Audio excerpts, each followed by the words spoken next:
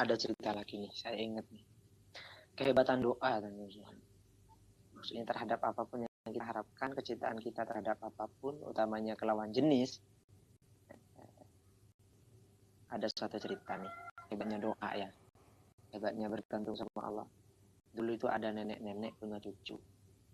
Ini cerita mungkin sudah masyhur. Soalnya saya pernah mendengar juga dari Gus Hafid, mendengar dari beberapa ulama, dan juga di YouTube ini ada ceritanya. Dulu itu ada apa namanya, nenek-nenek ya, sebatang kara dan satu cucunya yang lagi sakit lumpuh, nggak bisa gerak sama sekali. Nenek itu miskin, nggak punya apa-apa, tapi dia rajin doa, selalu bertasbih sama Allah. Subhanallah, alhamdulillah, la ilaha illallah, subhanallah, alhamdulillah, subhanallah, subhanallah, subhanallah, zikir sama Allah istiqomah.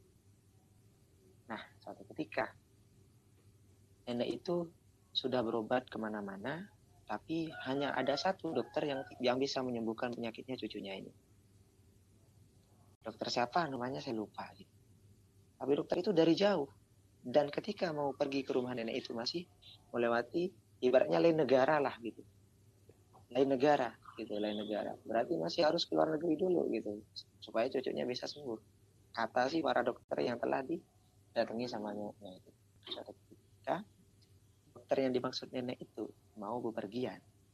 Kemudian entah kenapa pesawat yang ia tunggangi berhenti di pendaratan yang darurat karena ada masalah.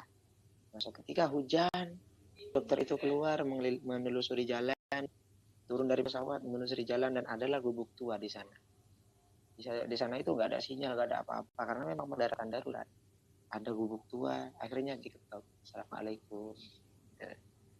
Keluarlah nenek-nenek, ada apa? Waalaikumsalam, ada apa? Bu, ada telepon enggak? Saya mau ngabari sama klien saya.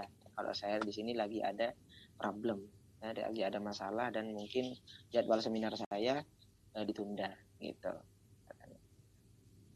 Aku nggak punya apa-apa, nak. Aku ini orang miskin. Aku cuma hanya ada satu potong kue dan juga segelas teh. Kalau mau masuk, ayo. Nah, masuklah dokter itu kan. Karena memang suasana lagi hujan, sambil ngopi, sambil ngeteh, sambil makan roti gitu kan. Nah, di sampingnya itu ada anak kecil yang tergeletak tubuhnya, tidak bergerak sama sekali tapi bernyawa. Kebetulan ya dokter yang dimaksud ibu itu. Ini kehebatan doa lah teman, merinding saya ini. Disentuh, akhirnya diobatin, sembuh dia. Ditanya sama nenek, kamu siapa, nak? Terima kasih sudah menyembuhkan cucu saya. Saya ini dokter ini, Bu. Namanya saya lupa, ya Allah. Oh, kamu adalah dokter yang saya maksud. Saya tiap hari berdoa sama Allah agar kamu bisa datang ke sini, agar cucuku bisa kamu obati. Dan alhamdulillah Allah mengijabah doa. Tuh, hebat banget kan doa ini.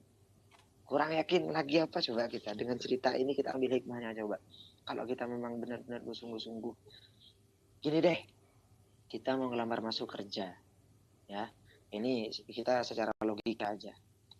Kalau kita penampilan rapi, skill ada, ya, persyaratan semua lengkap, bersungguh-sungguh mau masuk, ya, insya Allah kita diterima. Apalagi kalau sungguh-sungguh sama Allah.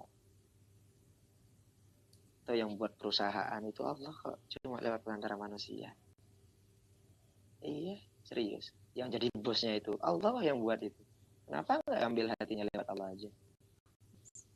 Iya kan? Jadi hanya saja kita itu kurang yakin. Apalagi masalah cewek. Gitu. Masalah cewek. Ketika cinta ditolak, Allah lah yang harusnya bertindak. Bukan dukun. Bukan pelet. Ya. Serius teman-teman semuanya.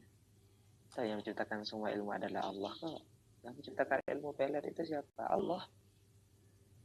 Nah, mungkin ada yang bertanya, kenapa Allah harus menciptakan ilmu yang jelek itu? Kak, gitu. Sebagai ujian lah buat kita. Kita kuat enggak? Kita mampu nggak menghindar dari ilmu itu? Itu setan, syirik itu hukumnya. Bergantung kepada manusia. Walhamdulillah, semoga kita dilindungi oleh Allah SWT dari segala macam tipu daya setan. Ini